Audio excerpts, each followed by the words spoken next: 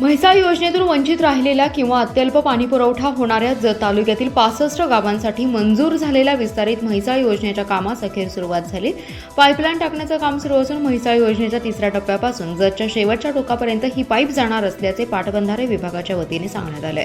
मिरज तालुक्यातील आरग आणि लोणारवाडी येथून सध्या पाईप बसवण्याचं काम सुरू झालंय. त्यामुळे जतमधील 65 गावांचा प्रश्न सुटणार असल्याचं स्पष्ट झालंय.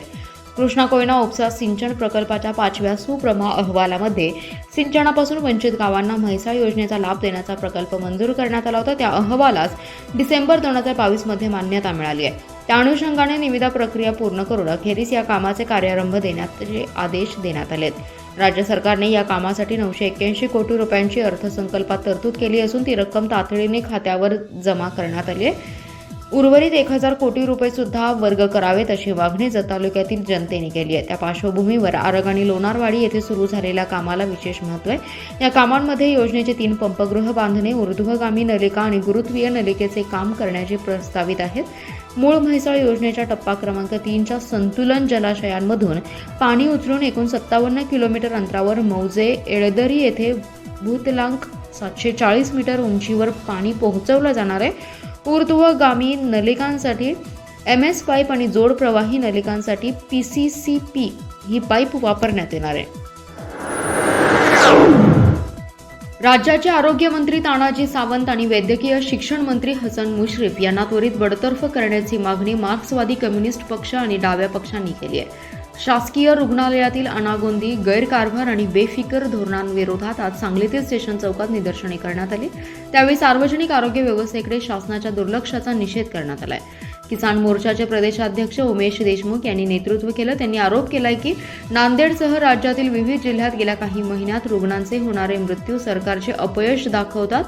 सत्ताकारणात रमलेल्या राजकीय मंडळींना रुग्णांच्या जीविताशी घेणं देणं नाही.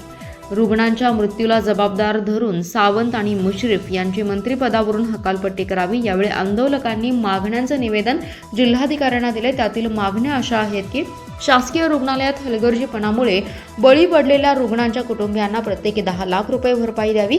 अॅट्रॉसिटीचा गुन्हा दाखल झालेले खासदार हेमंत पाटील यांना त्वरित अटक करावी.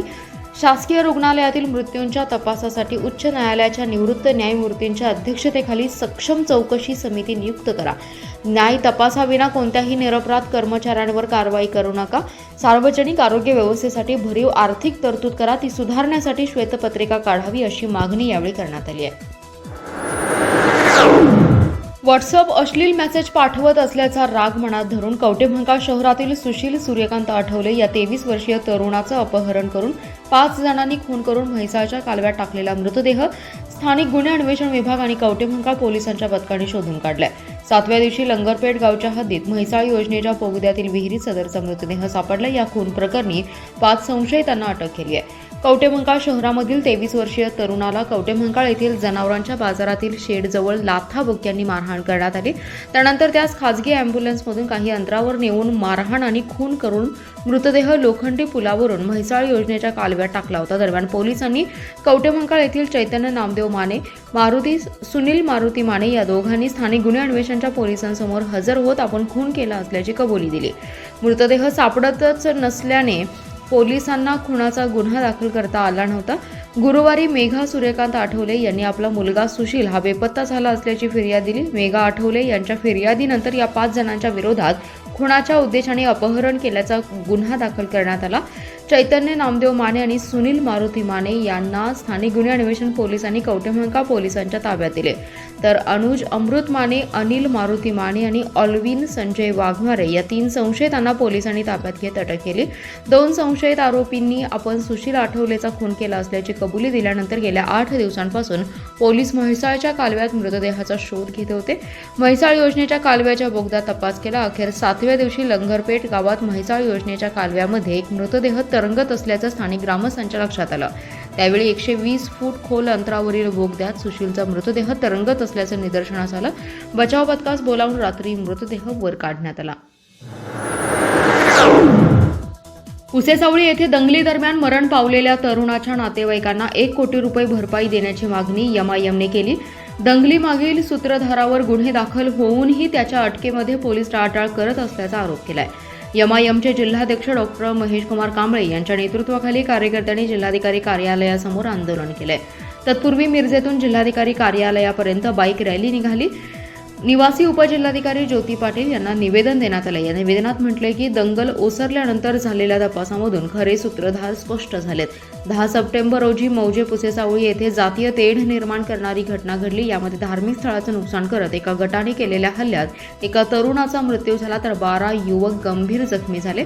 या प्रकरणी पोलिसांनी कर्तव्यात जाणून बुजून कसूर करत दुर्लक्ष केले। दंगल घडवून आणणाऱ्यांवर काहीच कारवाई प्रशासनाने केली नाही। मरण पावलेला मुस्लिम तरुण किंवा पुसेसावळीतील मुस्लिम धर्मीयांचा दंगलीत सहभाग नव्हता हे देखील स्पष्ट झाले। काही मुस्लिम द्वेष्ट्यांनी कट रचून हल्लाबोल केला आणि तरुणाची हत्या केली। पोलिसांनी गुन्हे नोंदवले पण संबंधितांना अटक केली नाही। त्यामुळे पोलीस यंत्रणा कोणाच्या तरी दबावाखाली काम करत असल्याचं स्पष्ट होते। पोलिसांनी सूत्रधारांना त्वरित अटक करावी। शासनाने मृत तरुणाच्या कुटुंबियांना 1 कोटी रुपयांची भरपाई द्यावी अशी मागणी केली आहे। यामुळे पुसेसावळीतील मुस्लिम धर्मीयांना दिलासा मिळेल। आंदोलनात निलेश वायदंडे, शादाब बारगेर, रियाज ढाले, आसिफ इनामदार, असलम मुल्ला, ओम पाटील, मुदत्सर मुजावर, एजाज आगलावणे इत्यादी सहभागी होते। कुंडलच्या क्रांती सहकारी साखर कारखान्याचे मुंबई येथे जाणाऱ्या मद्याचे टँकर स्वाभिमानी शेतकरी संघटनेच्या संतप्त कार्यकर्त्यांनी ताकारी येथे रोखून धरले। यावेळी क्रांती साखर कारखान्याच्या गाड्या परत पाठवण्यात आल्या। स्वाभिमानी शेतकरी संघटनेच्या वतीने ऊसाच्या दुसऱ्या 400 रुपये प्रतिटन हप्त्यासाठी माजी खासदार राजू शेट्टी यांनी कोल्हापूर येथे 13 सप्टेंबर रोजी साखर आयुक्त कार्यालयावर विराट मोर्चा काढला होता। 2 ऑक्टोबरला महात्मा गांधी जयंतीनिमित्त सांगली जिल्ह्यातील प्रत्येक साखर कारखान्यावर ढोल बजाव आंदोलन करण्यात आलं होतं। त्यावेळी साखर कारखान्यातून साखरेसह कोणताही प्रकारचा माल बाहेर पडू देणार नसल्याचा इशारा दिला होता। त्यानुसार मुंबई येथे जाणारी क्रांती साखर कारखान्याचे मद्याचे टँकर रोखून परत पाठवण्यात आले। यावेळी स्वाभिमानी शेतकरी संघटनेचे जिल्हाध्यक्ष पोपट मोरे, भागवत जाधव, प्रवक्ते ॲडव्होकेट SU संदे, जगन्नाथ भोसले, अनिल करळे, प्रताप पाटील, पंडित सपकाळ, बाबूराव शिंदे, सचिन यादव यांच्यासह स्वाभिमानी शेतकरी संघटनेचे कार्यकर्ते उपस्थित होते। विटा येथे खानापूर, आटपाडी, कडेगाव, पलूस या 4 तालुक्यातील लोकांना सोयीस्कर होईल असे अतिरिक्त जिल्हा सत्र न्यायालय विटा येथे मंजूर झाले असल्याची माहिती आमदार अनिल बाबर यांनी दिली आहे। यावेळी बोलताना आमदार बाबर म्हणाले की गेल्या 10 ते 15 वर्षांपासून प्रलंबित असणाऱ्या जिल्हा सत्र न्यायालय मंजूर व्हावे म्हणून पाठपुरावा करत होतो। आज मुख्यमंत्री एकनाथ शिंदे यांच्या सहकार्याने हा प्रश्न निकाली लागलाय। खानापूर, आटपाडी, कडेगाव आणि पलूस या 4 तालुक्यातील लोकांना सांगलीला जाण्यास जवळपास 80 ते 90 किलोमीटरचा प्रवास करून जावं लागत होतं। तसेच लोकांची अन्य बाबतीतही होणारी गैरसोय टाळण्यासाठी विटा हे या 4ही तालुक्यातील लोकांना मध्यवर्ती ठिकाण असून अंतरही कमी आहे। त्याचबरोबर न्यायालयाची इमारत ही भव्य आणि प्रशस्त असल्यामुळे या ठिकाणी अतिरिक्त जिल्हा सत्र न्यायालय व्हावे ही मागणी मुख्यमंत्र्यांकडे केली होती। त्यामुळे मुख्यमंत्री एकनाथ शिंदे यांनी त्याची दखल घेऊन त्या अनुषंगाने या कामी लागणारी पदनिर्मिती करण्याबाबत राज्य शासनाने मंजुरी दिली असल्याचे आमदार बाबर यांनी सांगितले। पद्मभूषण वसंतदादा पाटील शासकीय रुग्णालयात औषधांच्या तुटवड्यासह अनेक सोयी सुविधांचा अभाव असून याकडे अधिष्ठाता डॉक्टर सुधीर नंदनकर यांचं पूर्णपणे दुर्लक्ष होताना दिसते। यासह अनेक तक्रारी त्यांच्या विरोधात आहेत, त्यामुळे त्यांना हटवावे अशी मागणी मनोज भिसे यांनी वैद्यकीय शिक्षण मंत्री हसन मुश्रीफ यांच्याकडे केली आहे। त्यांना दिलेल्या निवेदनात म्हटले की अधिष्ठाता नंदनकर कर्मचाऱ्यांवर त्यांचा वचक राहिलेला नाही। दररोज सकाळी 10 ते दुपारी 1 वाजेपर्यंत सांगली सिव्हिल हॉस्पिटलमध्ये अधिष्ठात्यांनी हजर राहणं गरजेचं असतानाही नंदनकर हे पूर्ण दिवस मिरज मेडिकल कॉलेजमध्ये बसलेले असतात आणि कर्मचाऱ्यांना विविध फायलींवर सह्या घेण्यासाठी मिरजेला बोलावून घेतात। तरीही दिवसभर कागदपत्रांवर सह्या होत नसल्याने कर्मचाऱ्याला दिवसभर हॉस्पिटलमध्ये ताटकळत वाट बघत बसावं लागतं।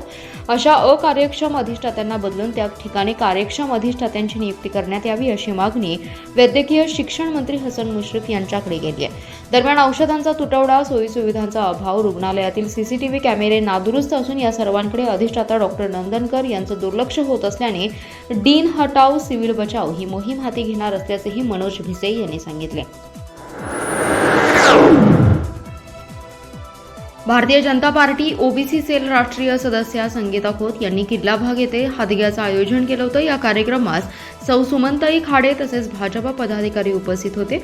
भाजप महिला कार्यकर्त्या तसेच परिसरातील महिलांनी हादग्याचा फेरा धरत हादग्याची गाणी म्हणत फेर धरलाय।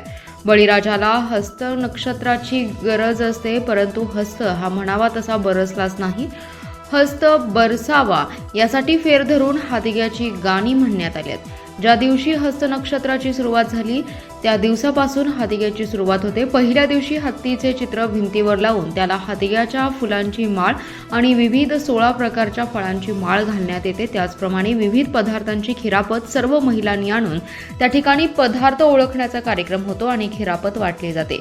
अनेक वर्षांपासून चालत आलेल्या जुन्या परंपरा ज्या आहेत त्या कुठेतरी लोप पावत चालल्यात. जुन्या रूढी परंपराचं जतन व्हावं या अनुषंगाने हातिग्याचा कार्यक्रम घेण्यात आला असल्याचे माजी महापौर संगीता खोत यांनी सांगितले. संगीता खोत म्हणाल्या, बळीराजाला पावसाची गरज आहे, परंतु हस्ती नक्षत्रात पाऊस म्हणावा तसा गरजला नसल्याने परत एकदा त्याच्यासाठी प्रार्थना देखील केली की हस्त नक्षत्राचा जो पाऊस आहे तो मोठ्या प्रमाणात पडावा आणि बळीराजा आणि सर्व जनता सुखी व्हावी ही प्रार्थना करण्यात आली. यावेळी महिलांनी फेर धरत हातिग्याची गाणी म्हणत आपली परंपरा जपली आहे. यावेळी सुमनताई खाडे, सुनंदा खोत, क्षमा जाधव, विद्या गोसावी, साधना देसाई तसेच परिसरातील महिला मोठ्या संख्येने उपस्थित होत्या.